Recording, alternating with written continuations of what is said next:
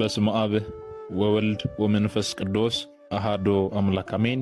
የተወደዳችሁ የልዑል እግዚአብሔር ቤተሰቦች የእናታችን የቅድስት ድንግል ማርያም የአስራት የቃል ኪዳን የበረከት ልጆች የጻድቃን የሰማዕታት ወዳጆች በወደደንና ባፈቀረን በልዑል እግዚአብሔር ፍጹም ሰላም እላችኋለሁ። እንደምን ዋላችሁ? እንደምን ለይሳ ደረሳችሁ?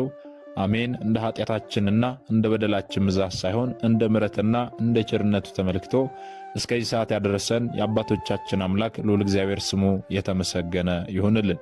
እርሱን ጠርተን እርሷን የማንተዋት ንጽሕተ ንጹሐን ቅድስተ ቅዱሳን ቅድስት እናታችን ድንግል ማርያም ዘላለማዊ ስሟ የተመሰገነ ይሁንልን። እንግዲህ እንደ እግዚአብሔር አምላካችን መልካምና በጎ ፍቃድ ዛሬ የምንማማረው የታላቁ የአብይ ጾም 5ኛው ሳምንት ደብረ ዘይት ተብሎ ተሰይሟልና ስለምን ደብረ ዘይት ተብሎ ተሰየመ፣ በዚህ ሳምንት ምን እንድንማር ተፈልጎ ነው የሚለውን እንደ እግዚአብሔር አምላካችን መልካምና በጎ ፍቃድ ዛሬ አጠራ አድርገን እንማማራለን። እንግዲህ የሚያስተምረን እግዚአብሔር ነው፣ የሚመክረን እግዚአብሔር ነው፣ የሚገስጸን እግዚአብሔር ነው። እርሱ በመካከላችን ተገኝቶ የጎደለውን አሟልቶ የተጣመመውን አቃንቶ በአፈ መላእክት አርሞ ያስተምረን ይመክረን ይገስጸን ዘንድ የእርሱ መልካምና በጎ ፍቃዱ ይሁንልን። የእናታችን የንጽሕተ ንጹሐን የቅድስተ ቅዱሳን የቅድስት እናታችን የድንግል ማርያም ምልጃ ተረዳይነቷ በረከቷ ሁሉ በሁላችን ላይ ይደርብን። እንግዲህ ወደ ዛሬው ትምህርታችን ስንገባ ታዲያ ቅድስት ቤተ ክርስቲያናችን ታላቁን የአብይ ጾም በ8 ሳምንታት ከፍላ 8ቱንም ሳምንታት ደግሞ በሊቁ በቅዱስ ያሬድ አማካኝነት የየራሳቸውን ስያሜ ሰጥታ በዛ ስያሜዎች ውስጥ ደግሞ እኛ ልጆቿን በደንብ በሚገባ ታስተምረናለች ማለት ነው። እንግዲህ ከዘወረደ አንስቶ እስከ መጻጉዕ ድረስ ያሉትን በባለፈው ተመልክተናል። አሁን ዛሬ የምንመለከተው ደግሞ የአብይ ጾም 5ኛው ሳምንት ደብረ ዘይት ተብሎ ተሰየማልና ስለምን ደብረ ዘይት ተብሎ ተሰየመ፣ ደብረ ዘይት ማለት በራሱ ቃሉ ትርጓሜው ምን ማለት ነው የሚለውን አጠር አድርገን እንመለከታለን ማለት ነው። እንግዲህ መጀመሪያ ስለምን ደብረ ዘይት ተባለ የሚለውን ስንመለከት ጌታችን መድኃኒታችን ኢየሱስ ክርስቶስ በደብረ ዘይት ተራራ ላይ ሆኖ ስለ ነገረ ምጽአቱ ስላስተማረ ነው። ታዲያ በዚህ ሳምንት ምንድነው የምናስበው? ምንድነው የምንማረው ስንል ጌታችን መድኃኒታችን ኢየሱስ ክርስቶስ ስለ ዓለም ፍጻሜ ስለ ዳግም ምጽአቱ በደብረ ዘይት ተራራ ላይ ሆኖ እንዳስተማረ የሚነገርበት የሚሰበክበት ሳምንት ነው። ይህ 5ኛው የአብይ ጾም ሳምንት ማለት ነው። ታዲያ ይህንን ስንል ደግሞ ደብረ ዘይት ማለት በራሱ ምን ማለት ነው? ጌታችንስ የዓለም ፍጻሜ ምልክቶችን ምን ምንድናቸው ብሎ ተናገረ የሚለውን ማወቅ ያስፈልጋልና ይህንን ደግሞ እንመለከታለን። እንግዲህ ከቃሉ ትርጉም ጀምሮ ስንመለከት ደብረ ዘይት ማለት ምን ማለት ነው ስንል ደብረ ዘይት ትርጉሙ የወይራ መብቀያ በወይራ ደን የተሸፈነ ተራራ ማለት ነው። ወይም ደግሞ ደብረ ማለት ተራራ ማለት ነው። ለምሳሌ በቤተ ክርስቲያን ደረጃም ስንመለከት ደብረ ኤዶም ደብረ ገነት እያለን ስንናገር ደብር የምንለው ተራራ ማለታችን እንደሆነ ልናውቅ ያስፈልጋል። ዘይት ማለት ደግሞ ወይራ ማለት ነው። ስለዚህ በአንድነት ስንመለከት ደብረ ዘይት ማለት የወይራ ዛፍ የሞላበት፣ ደብረ ዘይት ማለት የወይራ ተራራ ማለት ነው። ያስተውሉ።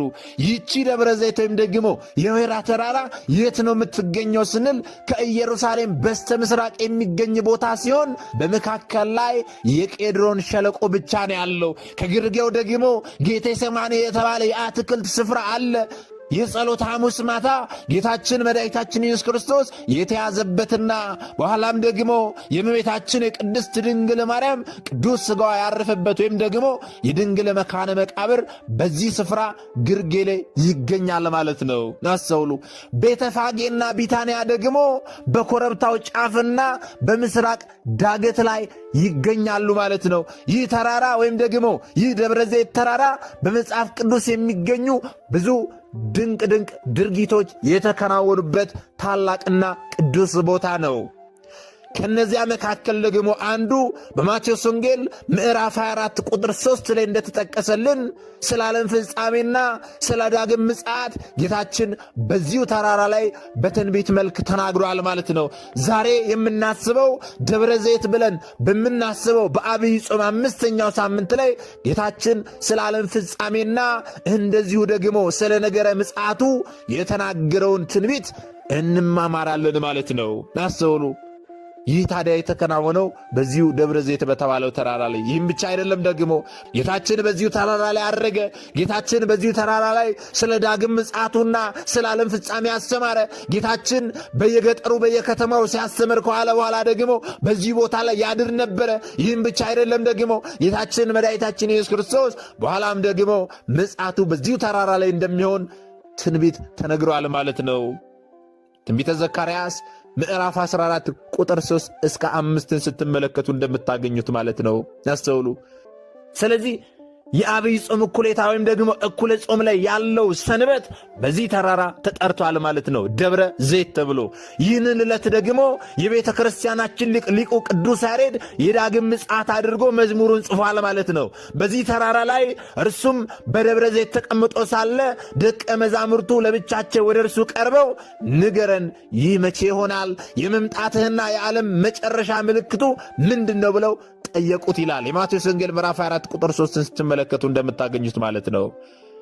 ጌታችንም ታዲያ ለደቀ መዛሙርቱ የዳግም ምጽአቱን፣ የዓለም ፍጻሜን፣ የትንሣኤ ሙታንን ትምህርት በሰፊው አስተምሯል ማለት ነው። ስለዚህ በዚህ በደብረ ዘይት ተራራ ላይ በሰፊው ስላስተማረ ይህ በዓል ታዲያ ወይም ደግሞ 5ኛው ሳምንት በዚህ በተራራው ስም ተሰይመዋል ማለት ነው። እንግዲህ ይህንን ከተመለከትን ደግሞ የደቀ መዛሙርቱን ጥያቄ ልንገነዘብ ያስፈልጋል። ጌታችን የመለሰላቸውን ምላሽ ደግሞ ልናውቅ ያስፈልጋል ማለት ነው። የደቀ መዛሙርቱ ጥያቄ እንደምን ነበር ወይም ደግሞ ምን ነበረ ስንል ታዲያ ከዕለታት በአንደኛው ቀን ደቀ መዛሙርቱ የቤተ መቅደሱን ስነ ሕንፃ በትኩረት እያንዳንዱን ነገር በመመልከት አደነቁ። ጠዋት ታዲያ በጸሎት ጊዜ ጸሎታቸውን አድርሰው ሲጨርሱ የጠዋት ፀሐይ አርፎበት ያሸበረቀውን ቤተ መቅደስ ውበቱን አስተውለው ምን ጥበበኛ እንዳሰራው እየተነጋገሩ ሲያደንቁ ጌታችን መድኃኒታችን ኢየሱስ ክርስቶስም አብሮ እንዲያደንቅ ሲጠብቁ እርሱ ግን አስደንጋጭ ነገርን ተናገረ። ምንድነው የተናገረው ስንል ያ እነርሱ የሚያደንቁት ቤተ መቅደስ እንደሚፈርስ አያይዞም ደግሞ ከሞት በኋላ ተነስቶ እንደሚያርግና ነገር ግን ደግሞ ዓለምን ለማሳለፍ ዳግም እንደሚመጣ ወደፊት የሚሆነውን ምስጢራትና በቤተ መቅደሱና በሕዝቡ ላይ ሊደርስ ያለውን በትንሹ ጠቆም አደረጋቸው። ያስተውሉ እግዚአብሔር ቤተሰቦች። ታዲያ ይህም ነገር ደቀ መዛሙርቱን ረፍት ነሳቸውና ወደ ደብረ ዘይት ከተሻገሩ በኋላ በሰፊው እንዲገልጽላቸው እንዲያስረዳቸው ጠየቁት። ጥያቄያቸውም ታዲያ ምን ነበረ ስንል እርሱም በደብረ ዘይት ተቀምጦ ሳለ ደቀ መዛሙርቱ ለብቻቸው ወደ እርሱ ቀርበው ንገረን፣ ይህ መቼ ይሆናል? የመምጣትና የዓለም መጨረሻ ምልክቱ ምንድን ነው አሉት ይላል የማቴዎስ ወንጌል ምዕራፍ 24 ቁጥር 3 ላይ ማለት ነው። አስተውሉ። በዚህ የጥያቄያቸው ክፍል ላይ እንደምንመለከተው ታዲያ ጥያቄያቸው ዕለትና ምልክት ነው ወይም ደግሞ መቼና ምን የሚል ጥያቄ ነው ጥያቄያቸው የደቀ መዛሙርቱ ማለት ነው። አስተውሉ። የቤተ መቅደሱ መፍረስ መቼ ይሆናል? የዓለም መጨረሻና የመምጣትስ ምልክቱ ምንድን ነው ብለው ጌታችንን ጠየቁት ማለት ነው። አስተውሉ። ጌታችንም ታዲያ በቀኙ ያቁመንና ወደ ግራም ወደ ቀኝም ሳይል ለጥያቄያቸው ትክክለኛ ቀጥተኛ ምላሽን ሰጥቷቸዋል ማለት ነው። ምንድነው የሰጣቸው ምላሽ ስንል ታዲያ በመጀመሪያ የጠየቁት መቼ ይሆናል ብለው ነበረ። መቼ ይሆናል ብለው ለጠየቁት ጥያቄ የመለሰላቸው ምላሽ ምንድነው ስንል የማቴዎስ ወንጌል ምዕራፍ 24 ቁጥር 36 ላይ እንደምንመለከተው ስለዚያች ቀንና ስለዚያች ሰዓት ከአባት ብቻ በቀር የሰማይ መላእክትም ቢሆኑ ልጅም ሰውም ቢሆን የሚያውቅ የለም ሲል ባጭሩ መልስ ሰጣቸው ማለት ነው። አስተውሉ። ስለ ሁለተኛው ጥያቄያቸው ግን ስለ ዓለም ፍጻሜ ምልክት እንዲነግራቸው የጠየቁትን ጥያቄ ግን መሸከም እስከሚያቅታቸው ድረስ በሚገባ በደንብ አስተምሯቸዋል። በመልስ ውስጥም ታዲያ ማስጠንቀቂያዎች አሉ። በመልስ ውስጥም ታዲያ ምክሮች አሉ። በመልስ ውስጥም ታዲያ ማጽናኛዎችና ምሳሌዎች በብዛት ቀርበው ተነግረዋል ማለት ነው። ምን ብሎ ነው የነገራቸው የሚለውን ደግሞ አንድ ባንድ አጠር አድርገን ምልክቶቹን እንመለከታለን ማለት ነው። የመጀመሪያው ምልክት ምንድነው ስንል ሐሰተኞች ክርስቶሶች ናቸው። የመጀመሪያው ጌታችን በአንደኛ ደረጃ የተናገረው ምልክት በተለያየ ጊዜ በተለያየ ሀገር ብዙ ሐሰተኛ ክርስቶሶች እንደሚነሱ የተናገረው ነው። የጌታ ቃል አይቀርምና ታዲያ ከዚህ ቀደም ብዙ ሰዎች እኔ ክርስቶስ ነኝ እያሉ ተነስተው ነበረ። አዎ በየሚዲያው ላይ ተመልክተን አይተናል። ክርስቶሶች በዝተዋል። እኔ ክርስቶስ ነኝ እያሉ በየሀገሩ የተነሱ ነበሩ። ይህ ደግሞ ቃሉ ነውና ሊፈጸም ግድ ነው ማለት ነው።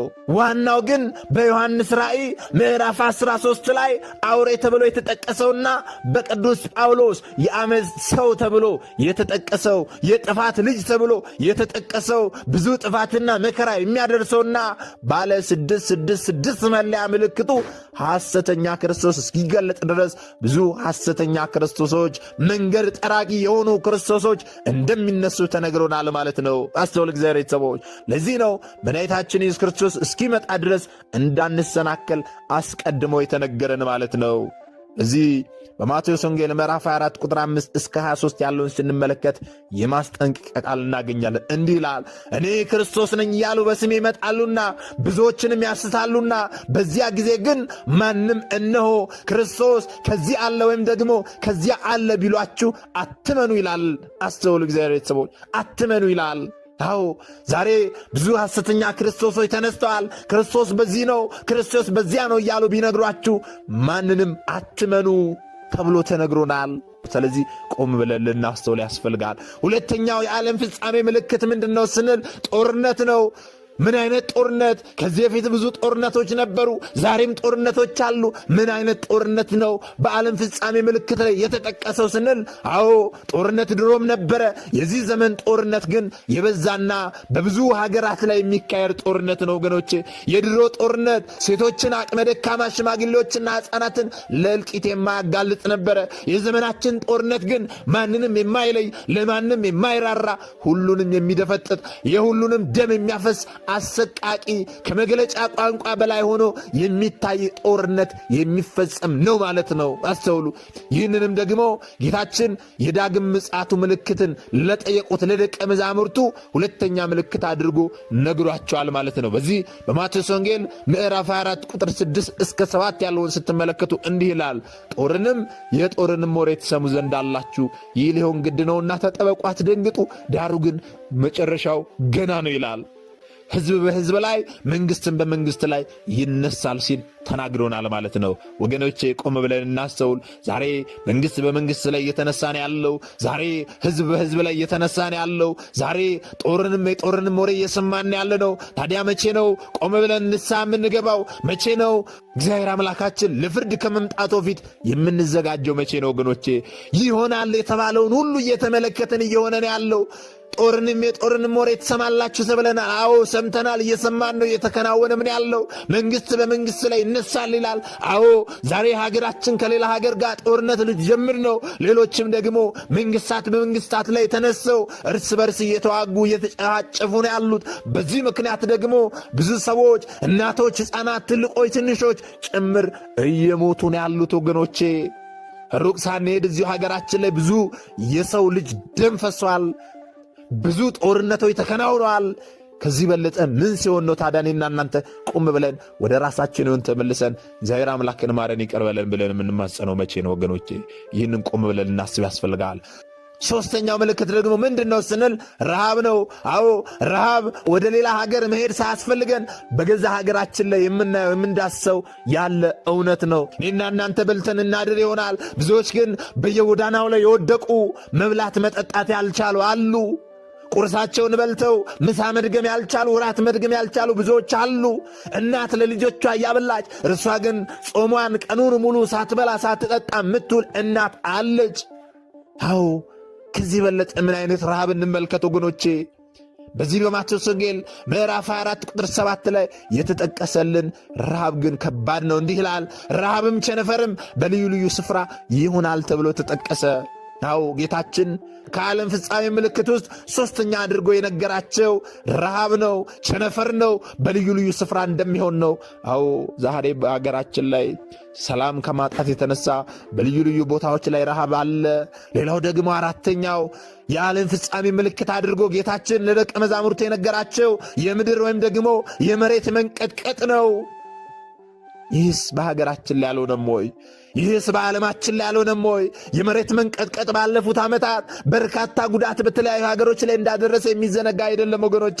ከ1999 ዓመት ጀምሮ እስከ ዛሬ ድረስ በተለያዩ ሀገሮች በተለያዩ ጊዜ የብዙዎችን ሕይወት የቀጠፈ አያሌዎችን ቤት ንብረት አልባ ያደረገ የመሬት መንቀጥቀጥ ተከስቶ ሰምተናል፣ ተመልክተናል። በተለይ በታይዋን፣ በተለይ በቱርክ፣ በተለይ ደግሞ በሌሎችም ሀገሮች ላይ በደንብ ተከስቶ እንመለከታለን። ይህ ደግሞ የዓለም ፍጻሜ ምልክት ነው።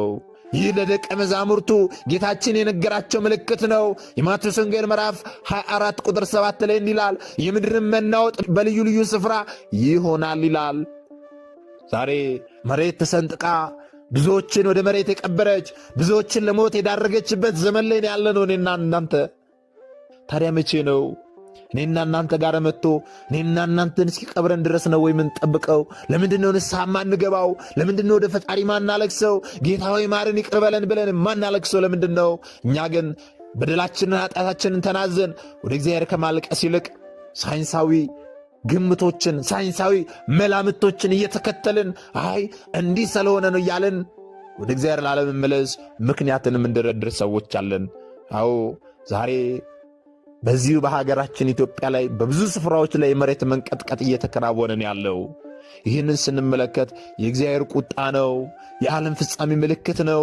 ስለዚህ እግዚአብሔር አምላክ ይቅር እንዲለን እንማጸነው፣ እናልቅስ፣ እናንባ፣ ንስሐ እንግባ ብለን ግን ራሳችንን የጠየቀን ስንቶቻችንን? ከዛ ይልቅን አይ ሳይንሳዊ መላምቶችን ተከትለን እንዲህ ስለሆነ ነው እንዲህ ስለሆነ ነው እያልን እንደ ተራ ነገር አድርገን ቁጭ ያልን ሰዎች አለን። ቃሉ ግን ተጠቅሷል ወገኖች። የማቴዎስ ወንጌል ምዕራፍ 24 ማንበብ ብቻ በቂ ነው።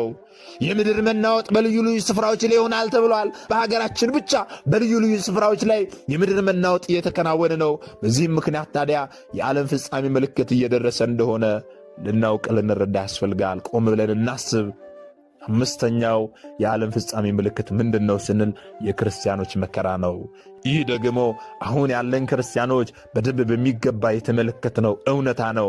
የክርስቲያኖች መከራ የበዛበት ዘመን ነው ይህ ዘመናችን። ብዙዎች ማኅተባቸውን በአንገታቸው ላይ ስላሰሩ ብቻ የተገደሉ ነው።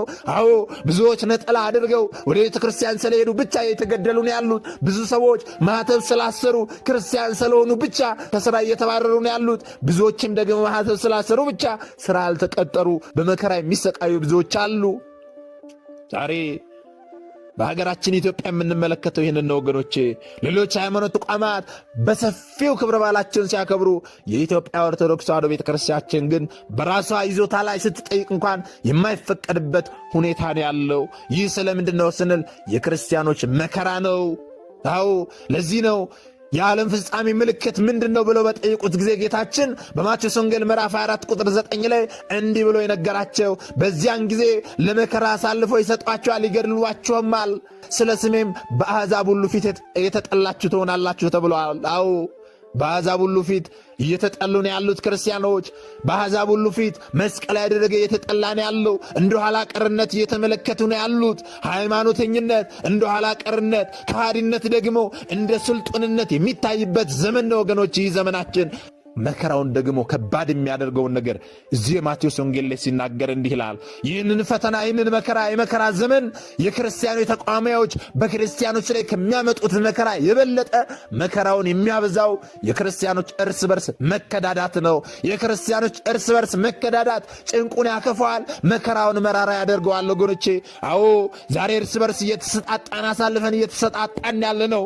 የማቴዎስ ወንጌል ምዕራፍ 4 ቁጥር 10 ሲናገር እንዲህ ይላል። በዚያን ጊዜም ብዙዎች ይሰነካከላሉ፣ እርስ በርሳቸውም አሳልፈው ይሰጣጣሉ፣ እርስ በርሳቸውም ይጣላሉ ይላል። አዎ ዛሬ በዘመናችን እንደምንመለከተው ክርስቲያኖች እርስ በርስ እየተጠላላን ያለ ነው። እርስ በርስ አሳልፈን እየተሰጣጣን ያለ ነው። እኛ ምዕመናን ብቻ ሳንሆን ከላይ ባሉ አባቶቻችን ጭምር ስንመለከት እንደነበረው እርስ በርሳቸው አሳልፈው እየተሰጣጡ፣ ለመንግሥት ራሳቸውን አሳልፈው እየሰጣጡ፣ ለአሕዛብም ራሳቸውን አሳልፈው እየተሰጣጡ ነው ያሉት። ዛሬ የትኛው ካህን ነው ክብር ያለው በአሕዛብ ፊት? ዛሬ የትኛው ጳጳስ ነው በመንግሥት ዘንድ ተቀባይነት ያለው ክብር ያለው ወገኖቼ? ይህ እንዳይሆን ያደረገው ደግሞ እርስ በርሳችን አሳልፈን ስለተሰጣጣን ነው። እርስ በርሳችን ስለተነካከስን ነው። እርስ በርሳችን ስለተጣላን ነው ወገኖቼ። ስለዚህ ክርስቲያኖች ቆም ብለን ልናስተውል ያስፈልጋል። የትንቢት መፈጸሚያ ከመሆን ራሳችን ልንጠብቅ ያስፈልጋል። ከሃዲያኑ ሆን ብለው በእቅድ በክርስቲያኖች መካከል መከዳዳትን ይፈጥራሉ። መከዳዳትን በመፍጠር ደግሞ ክርስቲያኖችን ከክርስትና ሃይማኖት ብዙዎችን ያስታሉ። ክርስቲያኖች ክርስትናን መተው ያለባቸው ፍቅርና መተማመን፣ ሰላምና ጸጥታ ስለሌላቸውን እያሉ ብዙዎችን ከክርስትና ለማውጣት ያስባሉ፣ ድጋፍም ያሰባስባሉ። በዚህ ጊዜ ግን እኛ ቆም ብለን እናስተውል ያስፈልጋል ወገኖቼ።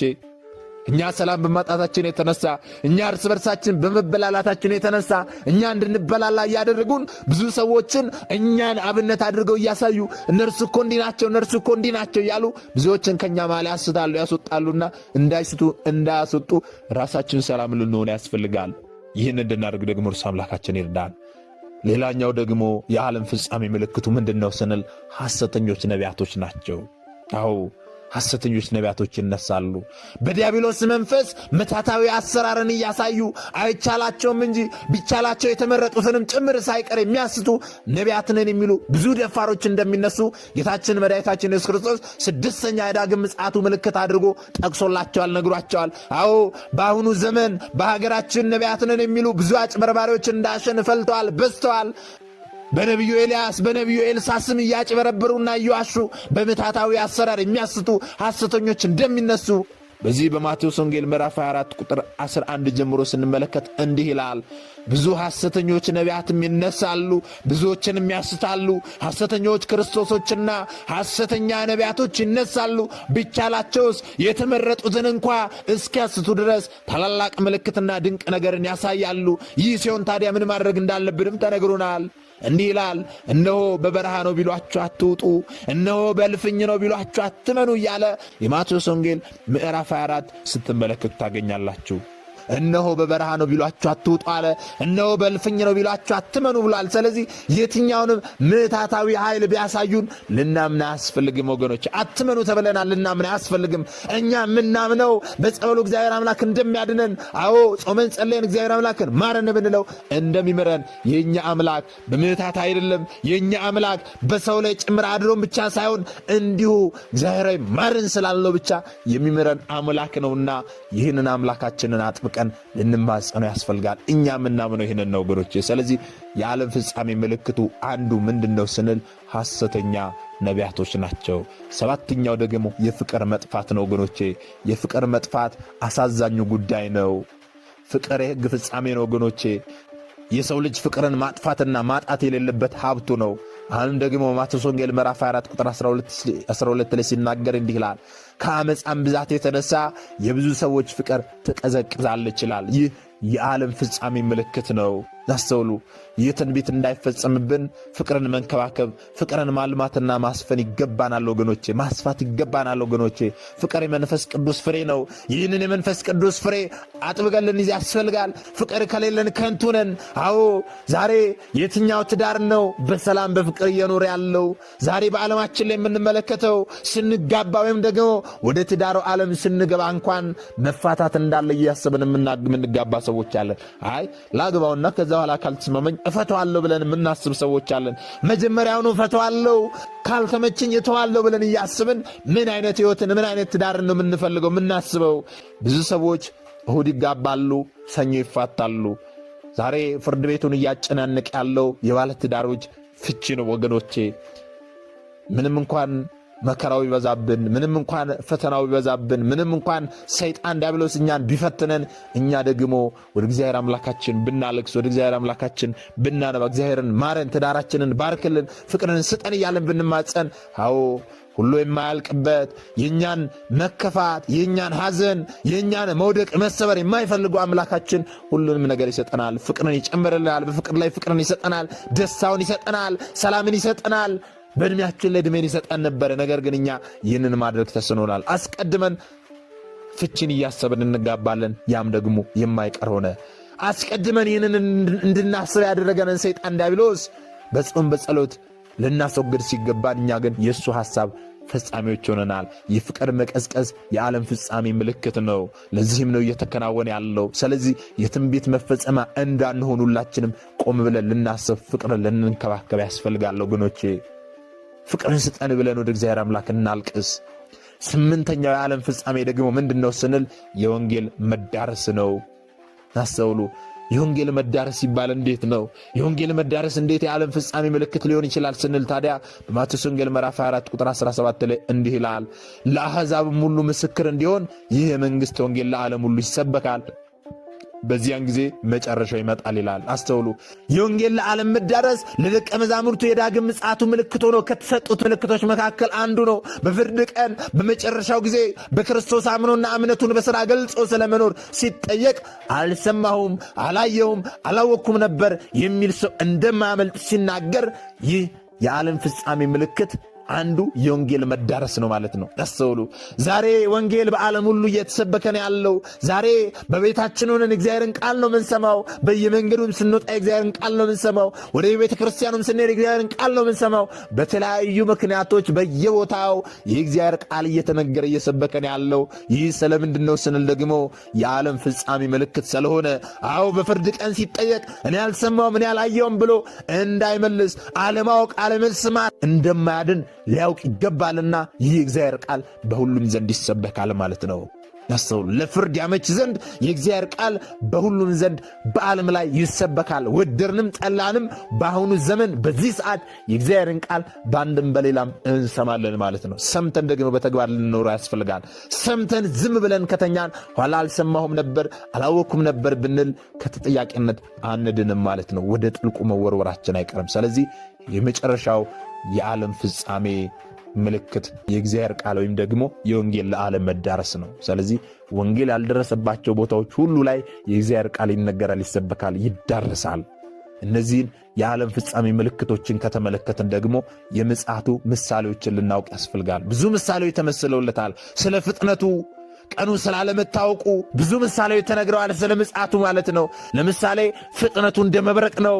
መብረቅ ከምስራቅ ወጥቶ እስከ ምዕራብ እንደሚታይ ሁሉ የሰው ልጅ መምጣት እንዲሁ ይሆናል ተብሏል በማቴዎስ ወንጌል ምዕራፍ 4 ቁጥር 27 ላይ እንደተጠቀሰ ማለት ነው። ስለዚህ ፍጥነቱ እንደ መብረቅ እንደሆነ ተነግሮናል። እንደዚሁም ደግሞ ቀኑ አለመታወቁን ደግሞ ሲናገር እንዲህ ይላል፣ ቀኑ አለመታወቁ እንደ ሌባ ነው ይላል። ያን ጊዜ ግን እወቁ፣ ባለቤት ከሌሊቱ በየትኛው ክፍል ሌባ እንደሚመጣ ቢያውቅ ኖሮ በነቃ ቤቱንም ሊቆፍር ባልተወ ነበረ። የሰው ልጅም በማታስቡበት ሰዓት ይመጣል ይላል የማቴዎስ ወንጌል ምዕራፍ 4 ቁጥር 43 ላይ ማለት ነው። አስተውሉ። ስለዚህ አመጣጡ ቀኑ ስለማይታወቅ እንደ ሌባ ነው የሚመጣው ይላል። ያን ጊዜ እወቁ ይላል። አንድ ሰው ቤቱን ንብረቱን ሊዘርፎ የሚመጣው ሌባ መቼ እንደሚመጣ ቢያውቅ ኖሮ አይተኛም፣ ሌሊቱን ሙሉ ቁጭ ብሎ ይጠብቅ ነበረ። ነገር ግን በየትኛው ሰዓት እንደሚመጣ ባለመታወቁ ተዘርፏል። ልክ እንደዛ ሁሉ ጌታችን መድኃኒታችን ኢየሱስ ክርስቶስ መቼ እንደሚመጣ አናውቅምና በማናስብበት ሰዓት ይመጣልና ሁላችንም ተዘጋጅተን ነቅተን ልንጠብቅ ያስፈልጋል ማለት ነው። አስተውሉ። ታዲያ እነዚህን ከተመለከትን ደግሞ ዛሬ የተማርነው አስተምሮ የሚያስተላልፍልን መልእክቱ ምንድነው የሚለውን ማወቅ ያስፈልጋል። የመጀመሪያው መጠንቀቅ እንዳለብን ነው። ከምንድነው የምንጠነቀቀው? ለምንድነው የምንጠነቀቀው ስንል የማቴዎስ ወንጌል ምዕራፍ 24 ቁጥር 4 ላይ ማንም እንዳያስታችሁ ተጠንቅቆ ብሎናል። ስለዚህ ማንም እንዳያስተ ልንጠነቀቅ ያስፈልጋል። ብዙ ሐሰተኛ ክርስቶሶች እንደሚመጡ አውቀናል። በክርስቲያኖች ላይ ብዙ መከራ እንደሚመጣ አውቀናል። ረሃብ፣ ቸነፈር፣ ጦርነት እንደሚመጣ፣ የመሬት መንቀጥቀጥ እንደሚመጣ ብዙ ምልክቶችን ተመልክተናል። እነዚህ ሁሉ ምልክቶች በእኛ ላይ ቢከናወንም እንኳን እንዳንስት ልንጠነቀቅ ያስፈልጋል። አስተውሉ። ማንም እንዳያስታችሁ ተጠንቀቁ እንደተባለ ማለት ነው። ሌላው ደግሞ ልንነቃ ያስፈልጋል። እንዴት ነው የምንነቃው ስንል ደግሞ ጌታችሁ በምን ሰዓት እንዲመጣ አታውቁምና እንግዲህ ንቁ እንደተባለ የጌታችንን መምጫ ስለማናውቅ ሁላችንም ነቅተን ተዘጋጅተን ጌታችንን ልንጠብቅ ያስፈልጋል። እንዴት ነው የምንዘጋጀው ስንል ደግሞ ንስሐ ገብተን ስጋውና ደሙን እየተቀበልን ነጽተን ኃጢአታችንን በንስሐ ውሃ ታጥበን ማለት ነው። ሌላው ደግሞ ምንድነው የምናደርገው ስንል ደግሞ ልናውቅ ልንማር ያስፈልጋል። ምንድነው የምንማረው? ምንድነው የምናውቀው ስንል ደግሞ እዚሁ የማቴዎስ ወንጌል ምዕራፍ 4 ቁጥር 33 ላይ እንደተጠቀሰልን እንዲሁ እናንተም ደግሞ ይህንን ሁሉ ከላይ የተናገርናቸውን ምልክቶች ሁሉ ስታዩ በደጅ እንደቀረበ እወቁ ይልናል። አስተውሉ። ተማሩ፣ እወቁ ማለት ይህንን ነው። ለምሳሌ አሁን የጠቀስናቸው የዓለም ፍጻሜ ምልክቶች ሁሉ በዘመናችን ላይ ያልተከናወነ የለም። ሁሉም የተከናወነ እየተከናወነ ያለ ነው። ስለዚህ ይህንን ክንውን ስንመለከት ደግሞ ልንደነግጥ አይገባም። ሳንደነግጥ ልንጠነቀቅ ያስፈልጋል። ምልክቱን አውቀን የዓለም ፍጻሜ መድረሱ ልናውቅ ያስፈልጋል ወገኖቼ። ይህን ልናደርግ ነግሮናል ማለት ነው። ሌላው ደግሞ አትደንግጡ ተብሏል። ይህ ሊሆን ግድ ነውና ተጠበቁ እንጂ አትደንግጡ ተብሏል። አዎ ልንደነግጥ አያስፈልግም ወገኖቼ። ዛሬ በዓለማችን ላይ የሚከናወኑ መጽሐፍ ቅዱስን የሚያውቅ ሰው አስቀድሞ በትንቢት ወደፊት የሚሆነው ነገር ተነግሯልና መጽሐፍ ቅዱስን የሚያውቅ እግዚአብሔርን ቃል የሚያውቅ ሰው አይደነግጥም። የትኛውም ነገር ሲከናወን አይደነግጥም። ለምሳሌ መንግስት በመንግስት ላይ ሲነሳ አይደነግጥም። ረሃብ ቸነፈር ሲከናወን አይደነግጥም። እንደዚሁም ደግሞ የጦርንም ወሬ ትሰማላችሁ ተብሏል። እነዚያ ነገሮችም ሲሰማ አይደነግጥም። አዎ ሐሰተኛ ክርስቶስ ሲነሱም ሲመለከት አይደነግጥም። ምክንያቱም ይህ ሊሆን ግድ ነውና ማለት ነው። ነገር ግን አትደንግጡ ተብሏል። ልንደነግጥ አይገባም። ይልቁንስ ምን እናድርግ ስንል ደግሞ ትጉና ጸልዩ ይለናል። አዎ ነገር ግን ሽሽታችሁ በክረምት ወይም ደግሞ በሰንበት እንዳይሆን ትጉና ጸልዩ ይላል። እኛ ልናደርግ የሚያስፈልገው ተግተን መጸለይ ነው። ተዘጋጅተን መኖር ነው። ይህንንም ደግሞ ስለዚህ እናንተም ደግሞ ተዘጋጅታችሁ ኑሩ። የሰው ልጅ በማትስቡበት ሰዓት ይመጣል እንደተባለ በማናስብበት ሰዓት ስለሚመጣ ተዘጋጅተን ልንኖር ያስፈልጋል። ልንጸናም ያስፈልጋል። የማቴዎስ ወንጌል ምዕራፍ 4 ቁጥር 13 ላይ እስከ መጨረሻ የሚጸና እርሱ ግን ይድናል ይላል። አቋርጦ የሚወጣ አይደለም። በፈተናዎች የሚሰናከል አይደለም። መከራዎች ሲመጡበት የሚሰናከል፣ በረሃቡ ሃይማኖትን የሚቀይር፣ እንደዚሁ ደግሞ በምትሃታዊ አሰራር በሐሰተኛ ነቢያቶች ሃይማኖትን የሚቀይር ሳይሆን እስከ መጨረሻ ድረስ የሚጸና ሰውን የሚድነው። እነዚህ ሁሉ ምክሮች፣ ማስጠንቀቂያዎችና ማጽናኛዎች በአእምሮ ጽላት ቀርጸን በማስተዋል በሃይማኖትና በክርስቲያናዊ ስነ ምግባር ጸንተን ልንኖር ያስፈልጋል። በእንዲህ አይነት ሁኔታ ጸንቶ የኖረ ሰው የሕይወትን ቃል ሰምቶ የክብር የድል የጽድቅ አክሊልን ተሸልሞ በዘላለማዊ ደስታ ይኖራል ማለት ነው። ይህንን ከተመለከተን ደግሞ ጌታችን ለፍርድ በሚመጣበት ጊዜ እንዴት ባለ ሁኔታ ነው የሚመጣው የሚለውን ማወቅ ያስፈልጋል። ያቺ ቀን እንዴት ነው የምትሆነው? ይህንን የምንለው ደግሞ ዝም ብለን ከመሬት ተነስተን ሳይሆን መጽሐፍ ቅዱስን መነሻ አድርገን ወገኖቼ። መጽሐፍ ቅዱስ ያቺን ጌታችን የሚመጣባትን ቀን እንዴት አድርጎ ነው የገለጻት የሚለውን ደግሞ ስንመለከት ያቺ በእግዚአብሔር ዘንድ ቀነ ቀጠሮ የተያዘላት ዓለም ወደ ፍጻሜዋ ታመራለች። ጣዕሟ ለዛዋ ሁሉ ይሟጠጣል። ፍጻሜ ዓለም ይሆናል። ምድር ከነመሰረቷ ትናጋለች። ፀሐይ ትጨልማለች። ከዋክብትም እንደ ቃሪያ ፍሬ ከሰማይ ይረግፋሉ። አዎ በታላላቅ ድንጋይ የታተሙ መቃብሮች በውስጣቸው የያዟቸውን ሙታንን ይሰጣሉ። የሙታን ሥጋ ከረጅም የእንቅልፍ ዓለም ይባንንና ሁሉም በአንድ ቀን ከመቃብር ተወልደው በአንድ ቀን አድገው ወደ ፍርድ አደባባይ ይሰበስባሉ። ታላቁ ዘንዶም ደግሞ ለብዙ ሰዎች ስህተት ምክንያት የሆነው ዲያብሎስ ከነሰራዊቱ ለዘላለም በማይፈታ በእሳት ሰንሰለት ታስሮ ወደ ገሃነመ እሳት ይጣላል። ፊተኞቹ ሰማይና ምድር ከፍጡራን ፊት እንደ ወረቀት ተጠቅልለው ያልፋሉ። ስፍራ የማይገኝላቸውም ለዘላለም ያልፋሉ። በበጉ ደም የተዋጁና ሃይማኖታቸውን የጠበቁ ታማኝ የክርስቶስ ልጆች ገናናውንና ታላቁን አምላክ ኢየሱስ ክርስቶስ ሊቀበሉ በታላቅ ክብር በደመና ወደ ሰማይ ይነጠቃሉ። የአብ ልጅ የድንግል ማርያም ልጅ የባሕርይ አምላክ ኢየሱስ ክርስቶስ በታላቅና እጅግ አስፈሪ በሆነ መለኮታዊ ግርማ የብዙ በሚሆኑ እልፍ አላፍ ቅዱሳን መላእክት ታጅቦ ይመጣል። አዎ በዚያን ጊዜ በፊቱ ችሎ የሚቆም ማን ይሆን ወገኖቼ? አመጣጡ እንደቀደመው አይደለም። አመጣጡ እንደቀደመው ከሐና ወደ ቀያፋ ከዚያም ወደ ጲላጦስ አደባባይ ያንገላቱ ሲወስዱት ዝም እንዳለ አይደለም። አዎ በዚህ ሰዓት አመጣጡ እንደዛ አይደለም። የሚመጣው በሚያስፈራና በሚያስደነግጥ መለኮታዊ ግርማና ክብር ነው። አዎ መጥቶም ዝም አይልም። እሳት በፊቱ ይነዳል። ኃጣንን ከፊቱ ጠራርጎ ወደ ገሃነመ እሳት የሚጨምር ጥቅል አውሎ ንፋስ አብሮት አለ። አዎ እረኛ በጎቹን ከፍየሎቹ እንደሚለይ ጻድቃንን በቀኙ ኃጣንን ደግሞ በግራው ያቆማቸዋል፣ ለይተው ያቆማቸዋል። በቀኙ ያሉትን እናንተ የአባቴ ብሩካን ወደ እኔኑ ወደ አባታችሁ መንግሥተ ሰማያት ግቡ ብሎ ለዘላለም ሕይወት ይጠራቸዋል። አዎ በግራ ያሉትን ደግሞ እጅግ በሚያስፈራና በሚያስደነግጥ የቁጣ ቃል እናንተ ርጉማን ለሰይጣንና ለመላእክቱ ወደ ተዘጋጀ ወደ ዘላለም እሳት ከኔ ሂዱ ይላቸዋል። ኢየሩሳሌም ሰማያዊት ለባሏ እንደተሸለመች ሙሽራ ተዘጋጅታ ከእግዚአብሔር ዘንድ ትወርዳለች። ማለትም ደግሞ ለምእመናን ትሰጣለች። ምእመናንም ደግሞ ርስት መንግሥተ ሰማያትን ይወርሳሉ። ብርሃን ለብሰው ብርሃንን ተጎናጽፈው ለዘላለም በደስታ ይኖራሉ። አስተውሉ ወገኖቼ፣ እግዚአብሔር አምላካችን ለፍርድ በሚመጣበት ሰዓት በእንዲህ ያለ ግርማ ነው የሚመጣው። ቀድሞ እንደመጣ አይደለም የሚመጣው። ነቢዩ ኤርምያስ ሲናገር እንዲህ አለ፣ በመንገድ ላይ ቁሙ ተመልከቱ፣ የቀደመችውን መንገድ ጠይቁ፣ መልካሚቱንም መንገድ ወዴት እንደሆነች እወቁ፣ በእርሷም ላይ ሂዱ፣ ለነፍሳችሁም ዕረፍት ታገኛላችሁ ይላል ትንቢተ ኤርምያስ ምዕራፍ 6 ቁጥር 16 ላይ። ስለዚህ ይህን ብሎ እንደተናገረ በቀደመችው በመልካሚቱ የሕይወትና የጽድቅ መንገድ በሆነችው በቅድስት ኦርቶዶክሳዊ ተዋሕዶ እምነታችን ጸንተን እስከ መጨረሻው ድረስ ጸንተን ልንኖር ያስፈልጋል ወገኖቼ። ይህ እንዲሆን ደግሞ እሱ አምላካችን መድኃኒታችን ኢየሱስ ክርስቶስ ይርዳን። ስለዚህ በዛሬ ትምህርታችን ላይ ምንም እንኳን ትምህርታችን ረዘም ቢልባችሁም እንኳን ነገረ ምጽአት ወይም ደግሞ በዚህ በደብረ ዘይት ተራራ ላይ ያደረገው ያስተማረው አስተምሮ በእኔ አንደበት ተነግሮ ተዘርዝሮ የሚያልቅ አይደለም። ብዙ ሊቃውንት አባቶቻችን በስፋት ያስተምራሉ። የዚህ ምስጢር ተነግሮ የሚያልቅ አይደለም። ሰዓት የሚበቃው አይደለም ወገኖቼ። ነገር ግን እኔና እናንተ እናውቅ ዘንድ ብቻ ነው ይህንን አጠር አድርገን ወደ እናንተ ያቀረብነው ማለት ነው። ስለዚህ ይህንን እኛ ያውቅነው የተማርነውን ደግሞ ላልተማሩት ወንድሞቻችን ልናስተምር ልናሳውቅ ያስፈልጋል። ምክንያቱም እኛ የተማርነውን አስተምረን ቢሆን ኖሮ እኛ ያውቅነውን አሳውቀን ቢሆን ኖሮ ማንም ሀብተወልድና ስመ ክርስትና ሰጥታ ማኅተብ በአንገቱ ላይ ካሰረችበት ከቅድስት ቤተክርስቲያን ወጥቶ ወደ ሌሎች ሃይማኖት ተቋማት ባልሄድ ባልገባ ነበረ። ነገር ግን እኔና እናንተ የተማርነውን ስለማናስተምር ያውቅነውን ስለማናሳውቅ ብዙ እህቶቻችንና ወንድሞቻችን እየሳቱ ነው ያሉትና የሳቱትንም ለመመለስ ያሉትንም ለማጽናት አሁን ላይ የተማርነውን ወደፊትም የምንማረውን የቤተክርስቲያናችን አስተምሮ ልናስተምር ያስፈልጋል ማለት ነው። ይህ እንድናደርግ ደግሞ እርሱ አምላካችን መድኃኒታችን ኢየሱስ ክርስቶስ ሁላችንንም ይርዳን። ምናልባት ደግሞ ዛሬ ገና ወደዚህ መንፈሳዊ ቻናል የመጣችሁ ሰዎች ካላችሁ ከዚህ ፊት የተማማረውም ከዚህ በኋላ የምንማማረውም መንፈሳዊ አስተምሮች ወደ እናንተ እንዲደርሱ ከፈለጋችሁ ሰብስክራይብ አድርጋችሁ የደወል ምልክቱን መጫን ይኖርባችኋል። ይህንን ካደረጋችሁ ዕለት ዕለት ከዚህ የሚለቁ አስተምሮች ወደ እናንተ ይደርሳሉ። ይህንን ካላደረጋችሁ ደግሞ ዛሬ እንደ አጋጣሚ እናስተምሮ ሰምታችሁ ሊሆን ይችላል፣ በቀጣይ ከዚህ የሚለቁ አስተምሮች ወደ እናንተ አይደርሱም ማለት ነው። ስለዚህ ወደ እናንተ እንዲደርሱ ከፈለጋችሁ ሰብስክራይብ አድርጋችሁ የደወል ምልክቱን መጫን ይኖርባችኋል ማለት ነው። እግዚአብሔር አምላካችን እስካሁን አሳት ጠብቆ ያስተማረን የመከረን ንገሰን የአባቶቻችን አምላክ ልዑል እግዚአብሔር ስሙ የተመሰገነ ይሁንልን። የሰማነውን በዝነ ልቦናችን ያሳድርብን። ሰሚዎች ብቻ ሳንሆን በሰማነው ቃል 30 60 100 ያማረ ፍሬ አፍርተን ዛሬ ስሙ ቀዳሾች ነገ ደግሞ የመንግስት ወራሾች ያደርገን ዘንድ የእርሱ መልካምና በጎ ፈቃዱ ይሁንልን። ወስብሐት ለእግዚአብሔር ወለወላዲቱ ድንግል ወለመስቀሉ ክቡር። ይቆየን።